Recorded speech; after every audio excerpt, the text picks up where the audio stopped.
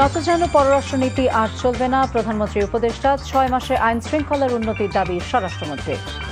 প্রধানমন্ত্রীকে সৌদি সফরের আমন্ত্রণ ক্রাউন প্রিন্স মোহাম্মদ বিন সালমানের।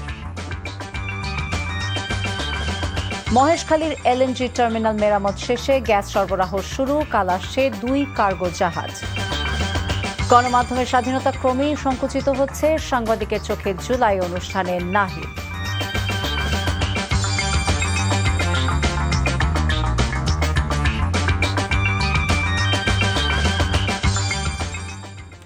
আসসালামু আলাইকুম, ফারজানা নাহিদ জানাচ্ছেন টিভিতে সন্ধ্যার খবর। আই গ্যাস ইউনাইটেড শিরোনাম দেখছিলেন, নিয়ে যাব পুরো খবরে। গত 6 মাসে আইন শৃঙ্খলা পরিস্থিতির দৃশ্যমান উন্নতি হয়েছে দাবি করে স্বরাষ্ট্রমন্ত্রী সালাউদ্দিন আহমদ বলেছেন, জনপ্রত্যাশা পূরণে আরও কিছু সময় প্রয়োজন। আল কায়দার তৎপরতা নিয়ে জাতিসংঘের প্রতিবেদনকে অনুমান নির্ভর মন্তব্য করে তিনি বলেন, বিষয়টি সরকার আমলে নিচ্ছে না। আর অর্থমন্ত্রী আমির খসরু মাহমুদ চৌধুরী বলেছেন, চলতি বছরের মধ্যে নতুন পে স্কেল বাস্তবায়ন করা হবে। দুপুরে সচিবালয়ে অর্থ মন্ত্রণালয় Bangladesh judicial service pay commission 2025-এর প্রতিবেদন সংক্রান্ত সুপারিশ প্রণয়ন কমিটির সভা শেষে এসব কথা জানান তারা। খান আলামিনের রিপোর্টে দেখুন বিস্তারিত। সরকারের 180 দিন পূর্তি উপলক্ষে সচিবালয়ে ছিল ব্যস্ততা। অর্থ মন্ত্রণালয়ে বৈঠক শেষে সাংবাদিকদের মুখোমুখি হন স্বরাষ্ট্র ও অর্থমন্ত্রী। এ সময় গত 6 মাসে আইন শৃঙ্খলা পরিস্থিতির উন্নতি হয়েছে বলে জানান স্বরাষ্ট্রমন্ত্রী। আইন শৃঙ্খলা নিয়ে সন্তুষ্টির বিষয়টা জনগণ বলবে। আমরা তো সবসময় বলবো আমরা আইন শৃঙ্খলা পরিস্থিতি উন্নত করতে পেরেছি, তবে জনপ্রত্যাশা অনুযায়ী উন্নীতকরণের জন্য আরও সময় লাগবে। আমাদের এখন মাত্র 6 মাস পার হলো, এর মধ্যে আমরা অনেক সংস্কার কাজ করেছি এবং আইন শৃঙ্খলা রক্ষাকারী বাহিনীর প্রশংসনীয় বিভিন্ন উদ্যোগ আপনারা দেখতে পেয়েছেন। বাংলাদেশে আল কায়দার তৎপরতা নিয়ে জাতিসংঘের প্রতিবেদন সম্পর্কে মন্ত্রী বলেন, অনুমান নির্ভর প্রতিবেদনের ওপর সরকার নির্ভর করতে পারে না। আমরা এগুলো আমলে নিচ্ছি না, রিপোর্টও এখনো পড়িনি। তাছাড়া আমি যতটুকু শুনেছি পত্রিকান্তরে, সেটা ওখানে বলা হয়েছে যে তারা একটা এজিউম করেছে আর কি, এটা অনুমান করেছে যে এরকম হতে পারে। তো অনুমান নির্ভর কোনো রিপোর্টের উপর আমরা তো অ্যাকশন করতে পারি না। অর্থমন্ত্রী জানান, আলোচনা পর্যালোচনা শেষে চলতি বছরই নতুন পে স্কেল বাস্তবায়ন করা হবে। পে কমিশনের অনেকগুলো দিক আছে, তো আমরা সবগুলো বিবেচনা করছি এবং আজকে আমরা আলোচনা হয়েছে, দীর্ঘ আলোচনা হয়েছে, আরও অধিকতর আলোচনার প্রয়োজনীয়তা আছে বিধায় আজকে পরে আমরা আবার বসবো। এবছরের মধ্যে হবে, সবই হবে। পূর্ণাঙ্গ ও চূড়ান্ত সিদ্ধান্ত গ্রহণের পর বিস্তারিত তথ্য দেওয়ার কথাও জানান আমির খসরু মাহমুদ চৌধুরী। খান আলামিন, এনটিভি নিউজ, ঢাকা। প্রধানমন্ত্রী তারেক রহমানকে সৌদি আরব সফরের আমন্ত্রণ জানিয়েছেন সৌদি আরবের ক্রাউন প্রিন্স এবং প্রধানমন্ত্রী মোহাম্মদ বিন সালমান বিন আব্দুল আজিজ আল সৌদ। দুপুরে সচিবালয়ে প্রধানমন্ত্রীর সঙ্গে সৌজন্য দেখা করে এই আমন্ত্রণপত্র হস্তান্তর করেন ঢাকায় নিযুক্ত সৌদি রাষ্ট্রদূত ডক্টর আবদুল্লাহ জাফের এইচ বিন আবিয়া। চিঠিতে বলা হয়েছে, ভ্রাতৃপ্রতিম দুই দেশের জনগণের আকাঙ্ক্ষা পূরণ এবং পারস্পরিক স্বার্থ সংশ্লিষ্ট ক্ষেত্রে দ্বিপক্ষীয় সম্পর্ক সুদৃঢ় করতে বাংলাদেশের প্রধানমন্ত্রীর সৌদি সফর ভূমিকা রাখবে। সফরের মূল লক্ষ্য দ্বিপক্ষীয় সম্পর্ক উন্নয়নের বিভিন্ন উপায় নিয়ে আলোচনা করা এবং আঞ্চলিক ও আন্তর্জাতিক গুরুত্বপূর্ণ ইস্যুতে পারস্পরিক মত বিনিময় করা।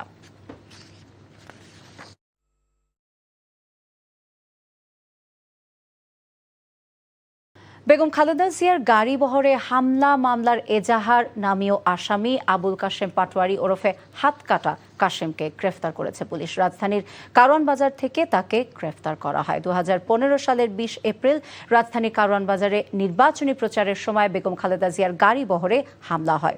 এ ঘটনায় দায়ের করা মামলায় আবুল কাশেম পাটোয়ারিকে 49 নম্বর এজাহার নামীয় আসামি করা হয়। পুলিশ জানায়, গোপন সংবাদের ভিত্তিতে অভিযান চালিয়ে দুপুরে কারওয়ান বাজারের আনোয়ার পেট্রোল পাম্প এলাকা থেকে তাকে গ্রেফতার করা হয়। তিনি তেজগাঁও থানা শ্রমিক লীগের সাবেক সভাপতি এবং সাধারণ সম্পাদক। পুলিশের নথি অনুযায়ী তার বিরুদ্ধে আরও একাধিক মামলা রয়েছে।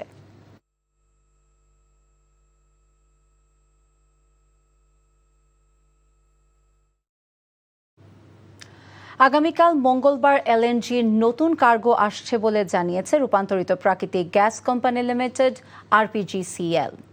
আজ এই তথ্য জানায় সংস্থাটি। এর আগে সামিট এলএনজি টার্মিনাল থেকে জাতীয় গ্রিডে তরলীকৃত প্রাকৃতিক গ্যাস সরবরাহ আবার শুরু হয়েছে। বিকেল 5টার দিকে সামিটের ভাসমান এলএনজি টার্মিনালে এফএসআরইউ এলএনজি মজুদ শেষ হয়ে গেলে গ্যাস সরবরাহ বন্ধ হয়ে যায়। এরপর আজ নতুন কার্গো আসার পর পুনরায় সরবরাহ শুরু হলো। এদিকে কারিগরি ত্রুটির কারণে মহেশখালীতে এক্সেলারেট এনার্জি পরিচালিত অপর ভাসমান টার্মিনাল থেকে সক্ষমতার চেয়ে কম গ্যাস সরবরাহ হচ্ছিল। এমন সময় সামিটের সরবরাহ বন্ধ হওয়ায় গ্যাস সংকট আরও তীব্র হয়। গণমাধ্যমের স্বাধীনতা ক্রমেই সংকুচিত হয়ে আসছে বলে অভিযোগ করেছেন এনসিপির আহ্বায়ক এবং বিরোধী দলীয় চিফ হুইপ নাহিদ ইসলাম। বলেন, উপদেষ্টা থাকাকালীন সুযোগ থাকলেও নানা সীমাবদ্ধতায় বেশি কিছু করা সম্ভব হয়নি। অনুষ্ঠানে জুলাইয়ে অবদান রাখা সাংবাদিকদের চাকরি হারানোর ঘটনায় উদ্বেগ প্রকাশ করা হয়। জুবাইর প্রধানের রিপোর্ট।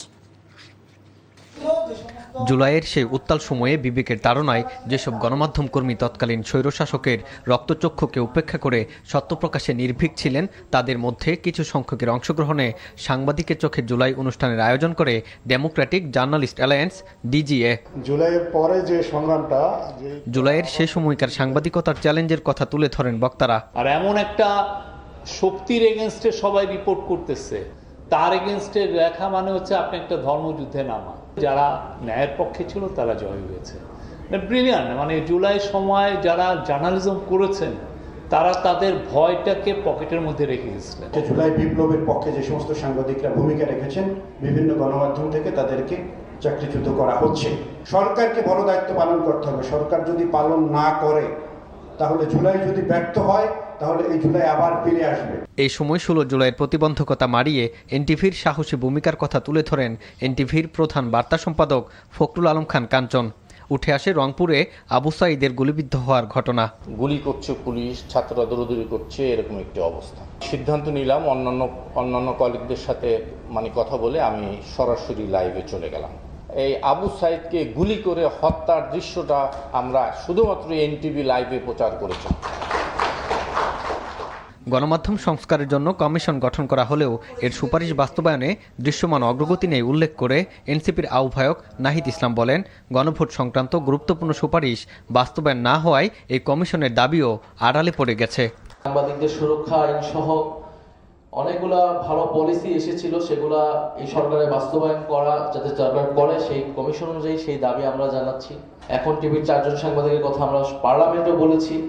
তাহলে এই কাজগুলো যাতে, এই হয়রানিগুলো যাতে না করা হয়, সাংবাদিকদের সুরক্ষা যদি আমরা নিশ্চিত করতে না পারি, তাহলে তারা স্বাধীনভাবে কাজ করতে পারবে না। অনুষ্ঠানে স্বাধীন গণমাধ্যমের পাশাপাশি দেশের স্বার্থে সাংবাদিকদের দায়িত্বশীল ভূমিকা রাখার আহ্বান জানানো হয়। জুবাইর প্রধান, এনটিভি নিউজ, ঢাকা।